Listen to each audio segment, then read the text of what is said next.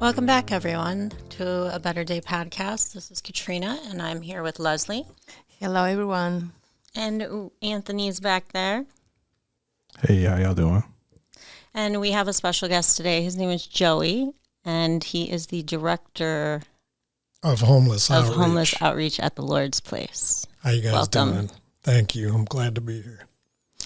So tell us a little bit about yourself and, how you got to be the director at the Lord's Place and how you got to know about Better Day Foundation. All right. So my name is Joey Nieves. I'm the director of homeless outreach at the Lord's Place. My journey that got me to the position that I'm in now is because I have a lot of lived experience. So I came to Florida about 8 years ago. I was having a hard time in life. I was addicted to many different substances. I was homeless in my vehicle for about 2 years, and that led me to Florida to go to a detox and a drug treatment. I didn't know where that was going to lead me to. I didn't even know if I wanted to be in recovery or stay sober at the time, but it all worked out because all the people around me that I surrounded myself with were all solid people in their recovery, so that guided me into the next step of my life. And I remember when I was offered a position doing homeless outreach at the Lord's Place about 6 years ago. A friend of mine's wife called me and said, "Hey, I think you'd be good at doing homeless outreach." And I was like, "Why?" And she's like, "I don't know. I just think you like talking to people, and I think that your experiences will help to guide others out of the pit that you once lived in." And I said, "Okay, what's the pay?" Because at the time I was making pretty decent money doing construction. She told me $14 an hour, and I was like, "Oh, no, I'm not doing it. I can't do it," right? So about a month passed. Next thing you know, everything in my life started guiding me towards homeless outreach.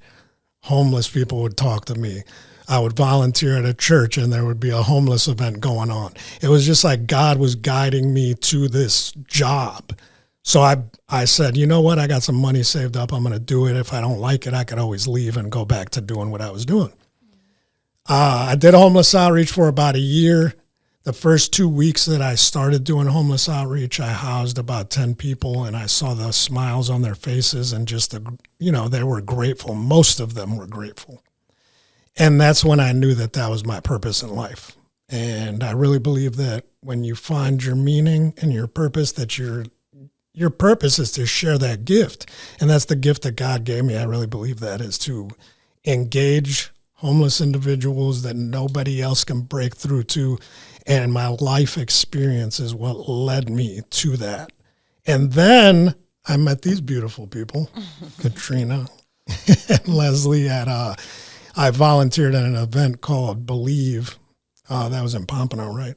Mm-hmm. Yeah, and it was based around ACEs and their foundation, and I just loved what they were doing. I'm also certified in ACEs myself at the Lord's Place, and many other things, including trauma-informed care and mental health first aid and integrated resilience training. I'm certified to train other peers that have lived experience. I'm not a clinician. I don't have degrees in that. But I believe that the lived experience that I have gives me the opportunity to understand the feelings that people are going through. It's not about me being a counselor. It's about me saying, I know what you feel because I've felt that before. Because nobody cares what you know unless they know that you care first. That's like my favorite saying right there, because once they know you care, then they'll actually listen to what you know, and they might want to change their life. There's a connection that you build with them from the shared experiences. Absolutely. By the way, Anthony, I think when he mentioned beautiful people, you're included on that too. Yeah. Oh, thank you very much. You're welcome. Thank you, Joey. So tell us a little bit about how do you go about differentiating and counting the homeless people that you have here in Palm Beach County? So you have to remember, so the Palm Beach County has 3 engagement teams. They're called HOT teams, homeless outreach teams. And the county has one, the Lord's Place has one and the Vicar's House has one. The Lord's Place's outreach team is 3 times as large as both the other outreach teams. So we have a whole army of peers, it's 12 of us, that go out on the street and we engage with people, but it's not random. It's very systematic. We have different zip codes, different cities that we frequent over and over and over again. And those encampments that we find, once a year, they have something called the pit count. It's called the point in time count. Every county in the United States does this count. This is how HUD gets a snapshot of how many homeless individuals are experiencing unsheltered homeless in your county. And then that's how they allocate funding to your county for all federal programs, whether it's supportive housing, transitional housing, homeless outreach, it doesn't matter. All the funding comes through that count, because if you have 3,000 people in your county, but then Dade County has 10,000, of course they're going to give Dade County more money because there's more homeless individuals in that county. So January 30th and 31st, I'm on the committee, the planning committee every year for the point in time count. So I'm tasked with the beautiful task of having to coordinate 25 to 30 teams that go out in one day.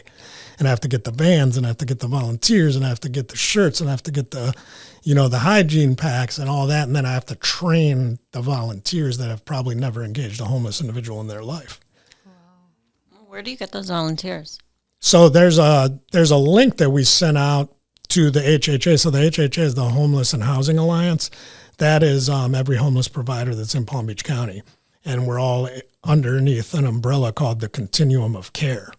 So that's like everybody, healthcare district, nonprofits, the county, anybody that wants to be a part of this continuum of care can be. You just have to become a member of the HHA in order to do so. So that is where we get the volunteers. We send out a QR code, and then whoever's in the HHA, which there's like 100 different organizations, then they send that out to everybody that they know, and that's where we find our volunteers. So when the volunteers go out, they get a training how to reach go in the field to find the homeless, right? Yes. So you guys get their information and record that information to provide to. Yes. So it's like about a 12 question survey that everybody has on their phones, and we use this thing called Survey 123. And we capture their demographics, where they're homeless, do they have family members, how long have they been homeless, are they a veteran, are they a senior? We capture all those things so that we know, okay, and then it also drops a geographic pin in that area so that way we know this is a hot spot, this is where there's the most concentration of unsheltered people living in each city. And then that's how we know to engage later on. Wow. Yeah. So it's a pretty elaborate thing that we do on that one day. It's 24 hours. It's from noon on a Thursday until noon on a Friday. Wow, how accurate do you think those numbers are? I don't think they're accurate at all, to be honest with you. And a lot of people argue with me, but you only have 24 hours to count all unsheltered homeless in Palm Beach County.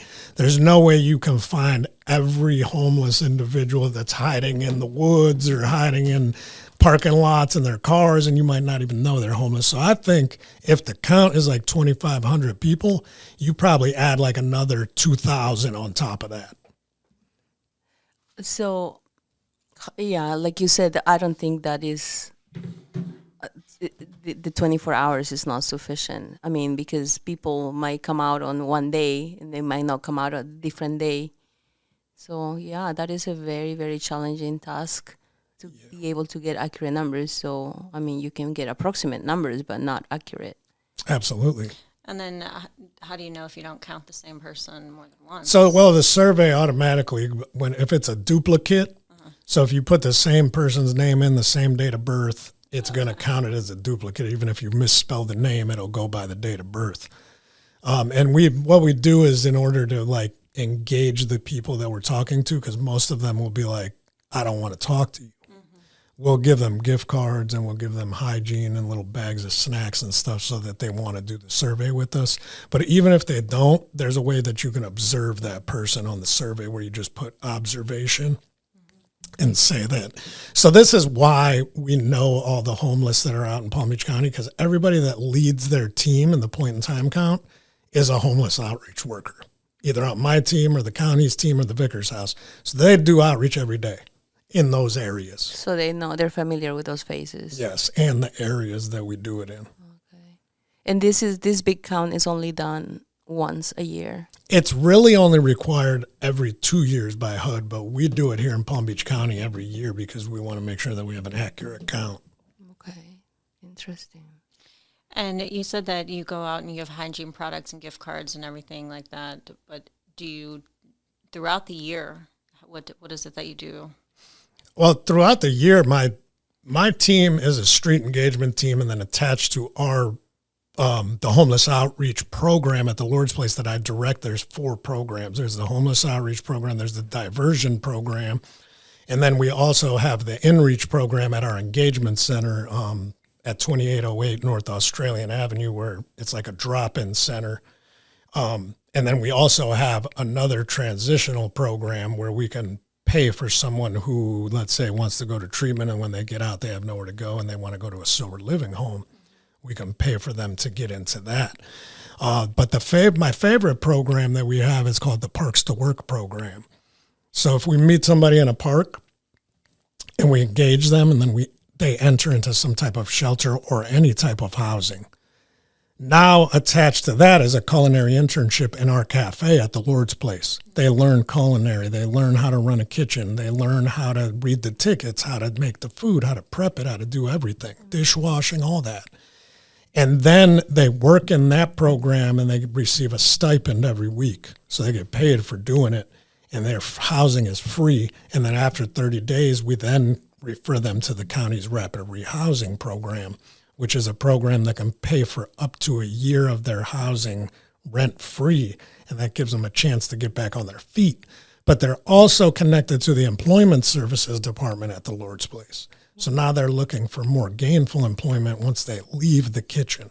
Amazing. So there's requirements that they have to follow in order to stay in that program. Yes. So there's definitely touch points where they have to follow that, like if they miss work too much or they're showing up late.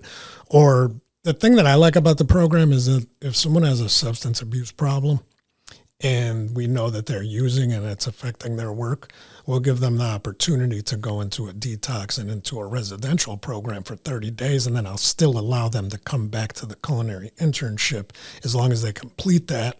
But then the stipulation to that is they can't live in the rapid rehousing program. They have to live in a sober living home. Wow. I'll have 2 questions, if you can go back a little bit so people can understand better. Who is considered homeless?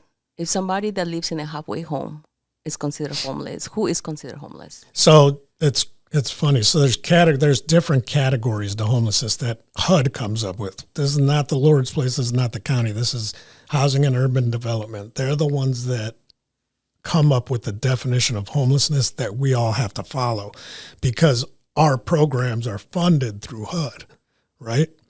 So definition of homelessness, category 1 means literally homeless. The guy you see panhandling, the guy you see sleeping in the park on the bench in his car, or in an abandoned building that's not meant for habitation. That's literally homeless. Then category 2 is at imminent risk of homelessness. This would mean that they're 14 days to be evicted from their apartment, or that they have an eviction notice that says like 3-day notice or something like that. Halfway house, believe it or not, is not considered homeless. Oh, okay. Yeah. It's only considered homeless when you apply for certain things like food stamps. Yes, but it's not considered homeless if they call me and say, I'm homeless, I'm in a halfway house, I need housing. I can't enroll them in my program because it's considered that they're in transitional housing. Nice. So the second question is, what is the Lord's Place? The Lord's Place. All right. The Lord's Place is a social enterprise, and it's a nonprofit organization that's our mission is simply to break the cycle of homelessness. our beds that we have at the Lord's Place with all of our programs, and I couldn't probably name them all off the top of my head. We have women's transitional housing, we have men's transitional housing, we have men's supportive housing, we have women's supportive housing, we have reentry housing for men and women that are reentering citizens from incarceration. And then we also have staggered site supportive housing where someone who is very, very, very high on the spectrum or on the acuity list, they call it acuity, which is vulnerability. Let's say they have schizophrenia, they have substance abuse problems, and they've been homeless for a year or longer chronically. They need support probably for the rest of their life. They can't live on their own. They need a case manager to check in on them weekly, maybe 2-3 times a week. They need someone to help them make appointments, all that stuff. But altogether, we probably have about 350 beds in all of our programs combined. But that's not counting the people that the outreach team houses in separate sober living homes or separate transitional housing programs. Those are just not our programs at the Lord's Place. But if you really think about it, the county, I believe, has close to 150 shelter beds, and the Lord's Place has like 350 beds altogether. So we have more beds than the county has shelter beds. Those 350 beds, none of them are shelter beds, correct? They're for those programs. Yes, none of them are emergency shelter. Our transitional housing beds, you can stay in those for up to 2 years, even though it's considered transitional housing. I mean, it all depends on, it's like a case by case. But our supportive housing program is the largest in Palm Beach County. I believe it's like 120 beds, but don't quote me. And that they can stay in forever. And it's subsidized. It's just like they have a voucher from Section 8 where they pay a third of their income to stay in the supportive housing program. And how do people apply for that? They don't apply. They run into the homeless outreach team. So the only way that you can get referred to anything in Palm Beach County has to be you can't apply yourself. And we have no day-night shelters. The only way to get into a county shelter is you have to run into an outreach team or somebody that's a navigator at the Lewis Center, Gulfstream Goodwill. You call on the phone. They assess you. They do a vulnerability index, which is a series of questions to see how vulnerable you are on the street. You ask how long they've been homeless, but you have to be able to verify that. And that's how you then are referred to whatever program it is that the outreach team thinks that you qualify for. And what is this outreach team again? So the outreach teams are the homeless outreach teams like my team that goes out into the street and engages the homeless. We also have a navigation line it's the Lewis Center, which is Gulfstream Goodwill, where people can call into the line and they can be navigated over the phone. Now, the Lewis Center and the Lord's Place are two different entities. Yes, separate. We're a nonprofit. We're separate from the county, and the county is who funds the Lord's Place outreach team. The county also funds the Lewis Center, and Gulfstream Goodwill is who actually runs the Lewis Center and the emergency shelters. There's 2 shelters. There's one in Lake Worth. It's brand new. It just opened like last year. It's called the HRC2. And then there's the Lewis Center, Philip D. Lewis Center on 45th Street, which has been there for a long time, over 15 years. Okay. So I know that going into 2025, there's some new laws or some new statutes or, some things that maybe we're not fully educated on. Do you have any information about those? So the only thing about the bill that DeSantis passed, and they've passed it in other states as well, and I think a lot of other states are getting ready to pass it too, is that they're saying that it's illegal to sleep or camp in public. But a lot of people just think that means like during the day somebody can't be laying in the park. The park is open. Right. Like if I go to the park with a blanket and lay in the grass with my dog, how do you know I'm homeless? It's a park. Anybody can be there during the day.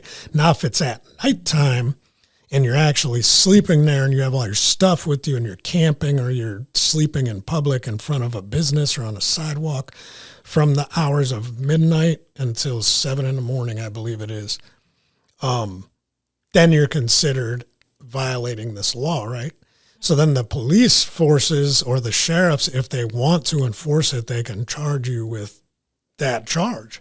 And then next thing you know, you would be trespassed and you'd have 2 charges, and then you'd be probably removed from the premises, or at least have to go to court for trespassing and for that actual law right there, which is unlawful sleeping or camping in public. Yeah, it doesn't make sense to me. Yeah, it really doesn't make sense. How is that helping? Right. Well, I mean, if you really think how difficult, people don't realize when they see a homeless individual, and I was one of these people before I was educated on it. Well, why don't you just go get that person off the side of the road and take them to housing? And I said, you really think it's that easy? A lot of people think it's that easy. They think like, well, if I have an apartment for Johnny who's panhandling on the side of the road, they think that if I go there and say, Johnny, I have an apartment for you. You want to get in the car right now and go there? Johnny's going to be like, no, I don't want to go there. Some people might, but it's rare. You have to build a relationship with the person. You have to connect with the person in a way that is trustworthy and trauma informed, because this guy or this woman has probably been through so many traumatic situations in their life and been promised so many different things throughout the years that when you promise them something, they don't believe you. So now it takes time. Could take a week, it could take a month, sometimes years and years before you house somebody. And then when they get into their housing, you'd think they're going to be happy, right? They're fearful. They don't know. Now they're like, oh, now I got to clean this place. Now I got to have accountability. Now I have to, and a lot of them will sleep outside of their apartment that they have, because we just got them the apartment. So what we'll do is we'll get them a tent, set it up in their backyard and say, just sleep in the tent. And when you're ready, go inside the house. Sometimes it takes months for them to go inside the house. It's a lifestyle that they're used to is completely changing their world. Yes. It's re-educating them again into, it must be also shocking for them. Mm-hmm. It's very shocking. And it's, to me, it's difficult to engage someone you've never met. And that's where the lived experience comes in. That's why my team is so unique, because we're the only team in Palm Beach County that's a homeless outreach team that everyone on the team has lived experience. All of us are either in recovery from alcohol and drugs, or have been homeless, or we've been incarcerated, or all of the above, mental illness, been through domestic violence, and come out the other end, and we're in recovery from those things now. So when we have someone say, but you don't know what I'm feeling, that's our favorite saying, because then we sit down like, no, we do that. We know exactly what you're feeling. And then we share a little bit of our journey. We don't want to share specific details, because that can be trauma. That can trigger someone to go back to that trauma in their life. But we'll say, no, yes, I have been incarcerated, or yes, I used to use substances and I'm in recovery, and I'm here to guide you and help you in any way that I can. And, if you look at our numbers from the Lord's Place Homeless Outreach Team 5 or 6 years ago, when I first started on the team, they were housing about 35% of the people that they came in contact with.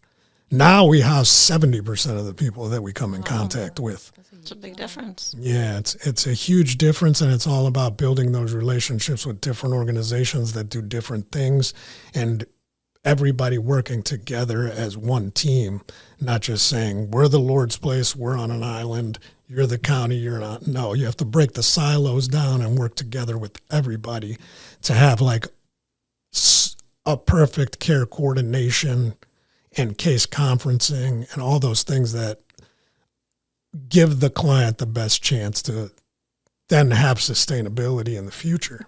To recover. Yeah. Well, that's amazing. I love to see the passion that you show doing this. And I mean, not many people understand that you have to sacrifice a lot when you dedicate your time and yourself to help the community. It's very energy consuming, time demanding, and sometimes it's a little bit traumatic too. Yeah. For us. Even for yourself, how do you deflect, or how do you deal with burnout? Well, for me, I know that for me, I created a whole training it's called Street Outreach and Engagement, Touching Hearts in the Community. And that is specifically what it's about for my team, like how to engage, how to avoid burnout to the best of your ability, you have to understand that, yes, I know that you feel bad for this person or you empathize with this person, but empathy and sympathy are two totally different things to me. When you're sympathizing with somebody, now you're like, oh, I feel so bad for this person. I'm going to give them money. I'm going to let them stay, and I'm going to pay for a hotel. But when you can differentiate the empathy is, okay, I understand what you're going through and I feel for you, but these are the boundaries that I'm going to set because I didn't put you in the situation that you're in. You made some choices and decisions, and some things probably happened to you that were out of your control, yes. But I didn't have anything to do with that. So I try to like instill that in my team to say, you have to be able to differentiate sympathy and empathy. Because if you're sympathizing, next thing you know, you're going to be answering your phone at 10 o'clock at night, and then you're going to be coming into work, coming in my office crying, talking about Mrs. Williams, we need to help her. Oh my God, she's on the street and it's raining outside.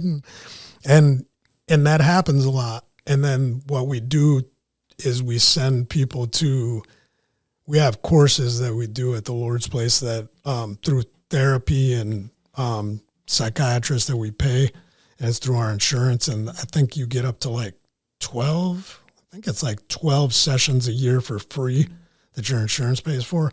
So if you have to go talk to somebody, you have that available for you for free, and if you need more than that, then you have to go through your insurance and pay for it. But at least we offer that, and we do retreats and we do events and we do things that are outside of work. I try to like do an event at least every quarterly to where we're all doing team building and leaning on each other too, because that takes off the burden. Mm-hmm. So. One of the big topics or subjects that always come up when we talk about the homeless is humanizing. Mm-hmm. So I'm going to tell you the biggest thing that, not what I say, not what our CEO says, not what the Lord's Place says, but the clients that come into the Lord's Place to eat in our cafe. So if you go to any other church, any other soup kitchen, it's kind of like, go up to the little thing and they slap some food on your plate and they say, go sit over there and eat your food. Right? So when you come into the Lord's Place and you go to our cafe, we have a hostess who's either one of my NReach workers or one of our volunteers. And when you come up to her, she says, oh, hi, how are you?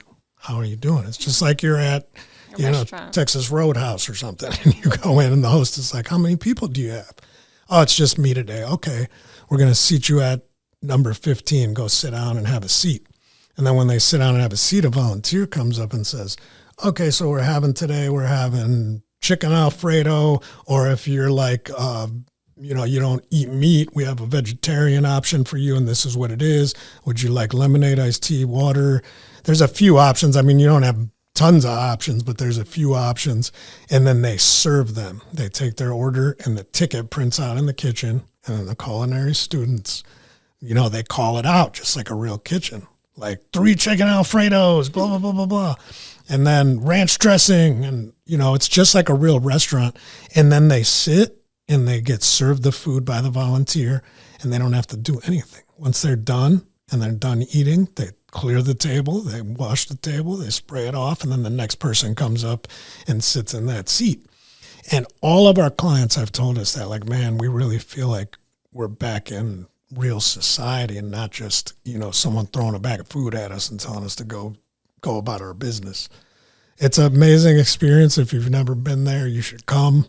I'll set it up for you. You can volunteer, and it'll be great. I'm telling you, it'll change your life. We're gonna say your word. We're gonna go. Yeah. We're gonna go. It's important that people experience that. And wow. For our listeners, how would they volunteer for that?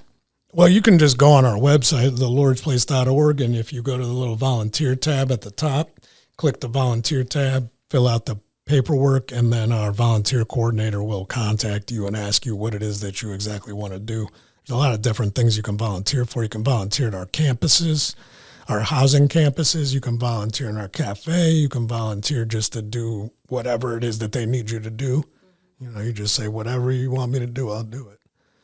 And I think the other great thing about volunteering in our cafe is that you actually get to see that homeless individuals are just people, just like you, that just ran into a hard time or lost something and just don't know how to get back to being a contributing member of society.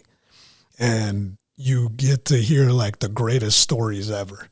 You know what I mean? And it's very heart-wrenching because everyone has a sad story, but most homeless individuals are happy and they're grateful that they even have a place to come and eat.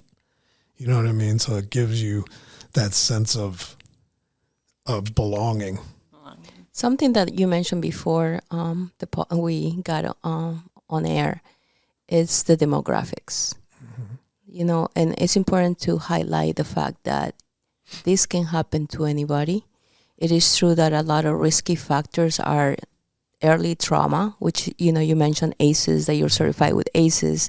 And for our new listeners, ACEs is adverse childhood experiences, traumatic experiences that happen when you were a kid. Can you share some of your experiences, or, you know, that you went through with elderly people that live paycheck to paycheck and they cannot afford housing here in Florida? Yeah. So it's, to me, I think that nobody should be homeless in the United States of America. If they really wanted to just snap their fingers and take $70 billion out of the Department of Defense's budget, which is probably like $300 billion a year or something, they could probably end homelessness in a year. Wow. You know, or at least have it to where there was only very minimal homeless individuals on the street. But that's a story for another day. The thing that really gets me going is when you find like a homeless veteran who's a senior citizen. He fought for his country. He served his country. He lost his family, and now he's a senior. He's over the age of 62. He's 65, let's say. And he only gets minimal benefits. Even if he gets, let's say, $2,000, what are you going to do with $2,000 in Palm Beach County? And that's all you get for food, everything.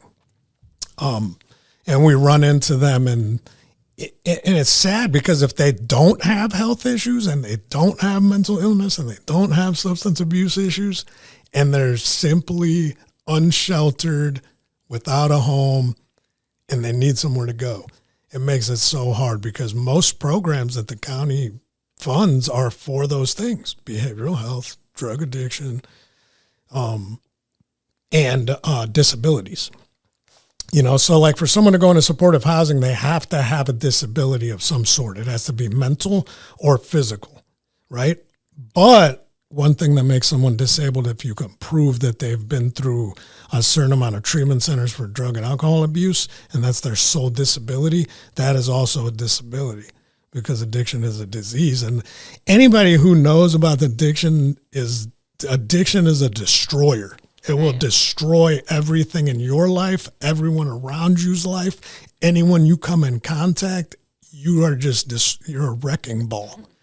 So I really believe that addiction is a disease, and now I'm glad that they actually recognize that too.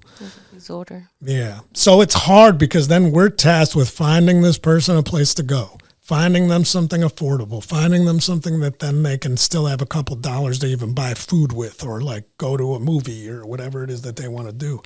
And it's very difficult to find in Palm Beach County because even an efficiency apartment, you're looking at $1,500, and that's like in Riviera Beach or in West Palm on Tamarind Avenue. You're not finding like anything in a decent area for less than that.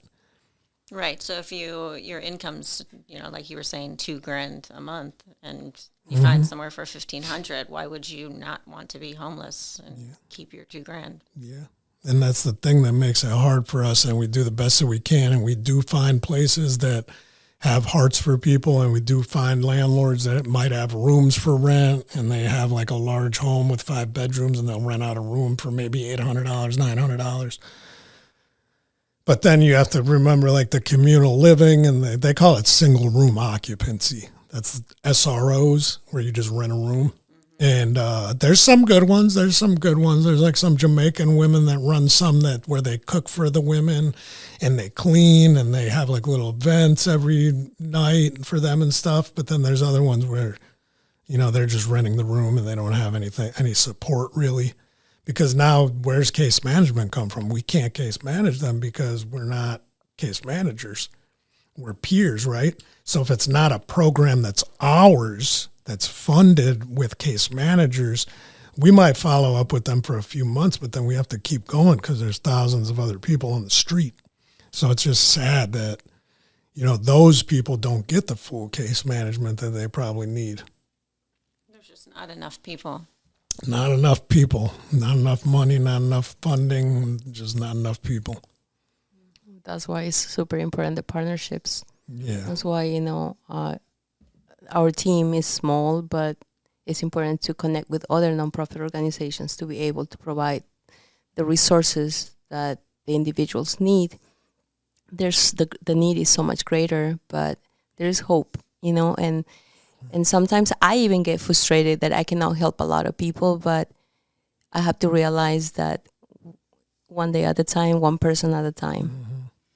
And speaking of a team, last year Walmart donated. How much did they donate to? They donated 6 flatbeds with clothing, and we donated it to the hospital because. And I just recently donated some to the Lord's Place. Yes, that's amazing. And the hospital, I was shocked that we connected with a social worker at a hospital, and they said that these homeless people get picked up. They ended up 2-3 days at the hospital, and then once they get released, they don't even have clothes. Right, and they just go right back. And they go right back to the street without clothes. I was like, Katrina, we were in shock, and both of us dropped the clothes off too. As a matter of fact, I have a bag of main clothes. If you can take it too. If you can take it, I don't know. If anybody, that's a good question. If anybody wants to drop off donations, how you guys go by? So if you want to donate to we used to have thrift stores, which was amazing. That was years ago. We had thrift stores and then we had to close those down. That's above my pay grade. But the way that we do donations now is that you have to contact the Lord's Place and you have to let them know that you're bringing donations and what it is. Because we need like functional things, like some people will come there and try to donate like lamps and kids' toys and stuff like that. And it's like, that's not stuff that we have room to store. Now, if it's like men's clothing, like sweatpants, shorts, underwear, socks, stuff that people will need on a daily basis, we'll pass that out in a week, even if you donate like 500 of them. You have to understand that. So last year, the way that we do our data collection is we track everything. Every individual, every person gets tracked.